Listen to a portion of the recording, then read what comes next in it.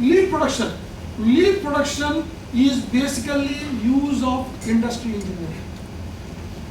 Nothing but use of industry. Right?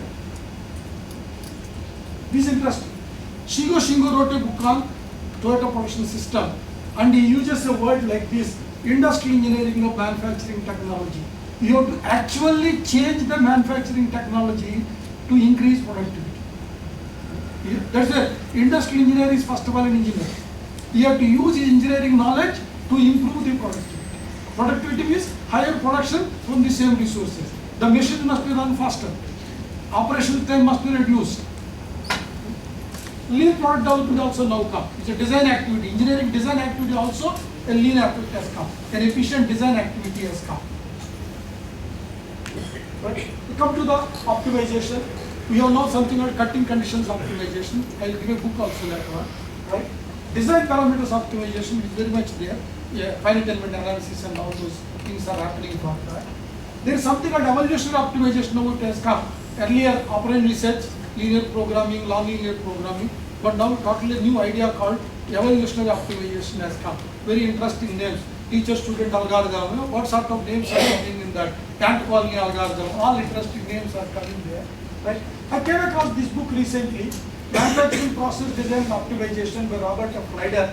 It's a Marcel Decker book, recently reprinted in India in 2014. I just thought it is an optimization, but when I'm going through the book now I realize that it is a book on Taguchi, the design of experiments, explained in a very simple manner. What he has written is, a car driver doesn't have to know IC engines. Like that, if you want to know, if you want to optimize your manufacturing processes, you don't have to know statistics of Taguchi, what Taguchi is used. I will explain in a very simple manner, entire thing, and you can use it like a car driver. It's very, very nice. I read half of it so far in last one day. I opened it yesterday morning only, but I read around 130 pages. Very simple, very, very nice. Right? Then of course we know all this. We are anyway doing this layout, transportation, assignment problems. These are all, we know that. Right? Then you come to use of statistics. Once again, industrial engineering's use of statistics. Important things I feel are the statistical quality control, Six Sigma. And who has succeeded? GE. In year 2000, GE has succeeded terrifically and given Jack Welch wrote one full chapter on the Six Sigma. In his book Straight from the Gut, he said 4 important initiatives GE is written. And he said one is globalization, one is Six Sigma, one is e-commerce, I just forgot the 4th one. And he took 4 chapters on these 4 things. In India, what somebody is doing, somebody asked this question, who in India is using? I can just quote it. Wipro, we know now. I know Motilal Oswal is also doing very well earlier. It's come in papers. DRDO, recently I gave a training in DRDO where the diploma awarded officers, they also say we are trained in Six Sigma. So people are into that. And I would like to quote, if somebody wants, like Professor Tushar Desai of NIT Surat is doing a lot of work on the Six Sigma. And our own colleague, Professor Madhureti, NIT Bombay, is also doing the Six Sigma work. Then Indian economics. This is another very, very important thing. There is a 1911 book by one Going, Charles P. Going. He wrote a book in 1911 on principles of industrial engineering. In that book, he has written the speciality of industrial engineering is combining engineering with economics and human factors. This is what he has given in 1911, an explanation of industrial engineering. So economics is very, very important for the industrial engineering. Right? That's what is different in industry other engineer. The other engineers can come with a technical invention which may not be immediately viable commercially. But industrial engineers have to come with solutions which are viable immediately. Right? They have to be profitable immediately. This is a specialty of industrial engineering. Your solution must be useful next day. Not I invented, after 100 years this will become commercialized. That is a pure engineer. Technical progress has to be there. Whether it is commercially feasible or not, technical progress has to be there. So in the engineering economics, you have 2 alternate things. Capital expenditure evaluation, operating expenditure evaluation. In both, what is important is, in engineering economics, the solution to the problem is technical. You are trying to solve a problem, you get a technical solution, there are alternatives, which one to select? Economic analysis. So we call it engineering economic analysis because of the reason. Technical alternatives are analyzed using economic criteria. Examples I can say, CNC machine, you have to analyze economic analysis, 3D printer, the robo you want, automated guided vehicle, automatic storage retrieval system, FMS, automatic assembly, right? Once again, this particular point is there. In his philosophy, Dendra Upadhyay has written, I am not against mechanization. We have to modernize and we have to buy the machines. But be rational. Mechanization should be profitable.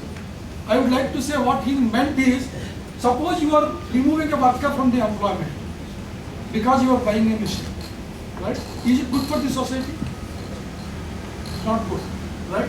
So let us say, even if he is unemployed, you can give a salary to him. You employ a machine and give his salary. There is no problem.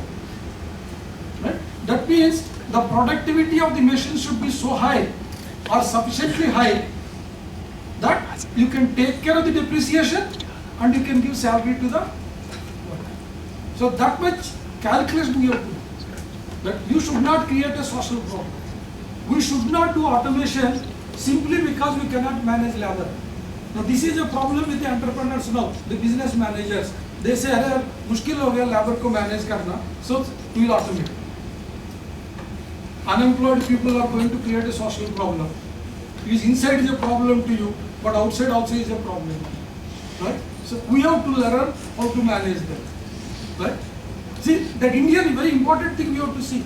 That Indian idea, right, that there are 4 great classes of people. And in that there is a class called business people. And the business people have to employ all the working classes. Right? Because intellectuals cannot employ, they are not supposed to employ.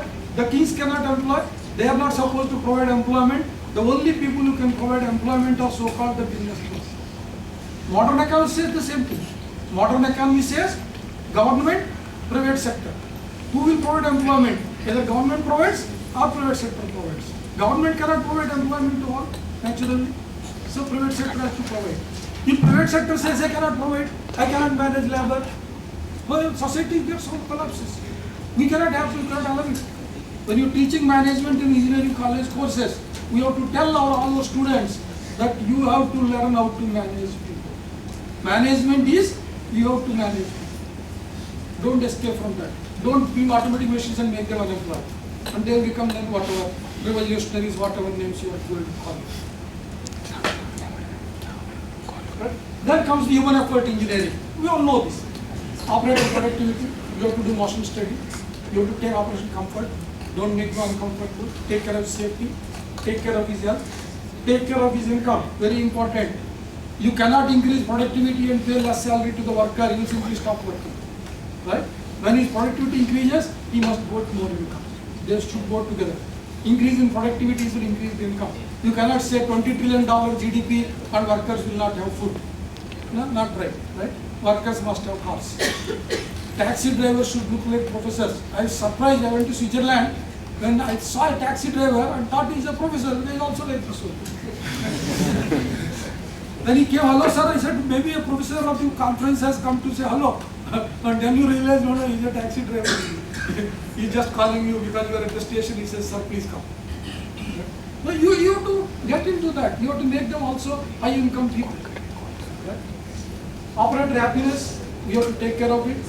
That's why you have to learn organizational behavior. Industry engineers have to learn organizational behavior. Organizational behavior is based on psychology and sociology.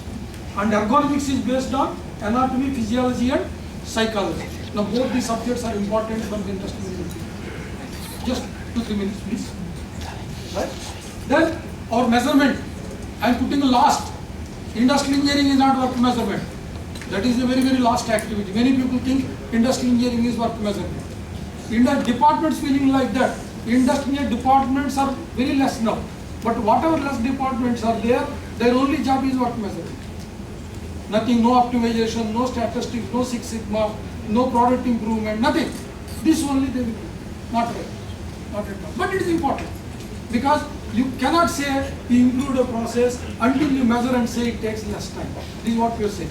If the process becomes faster, time taken must become less. Somebody has to measure and say, earlier it is 3 minutes, now it is 2.5 minutes. Work measurement is for that purpose. Right? Then same thing, cost measurement.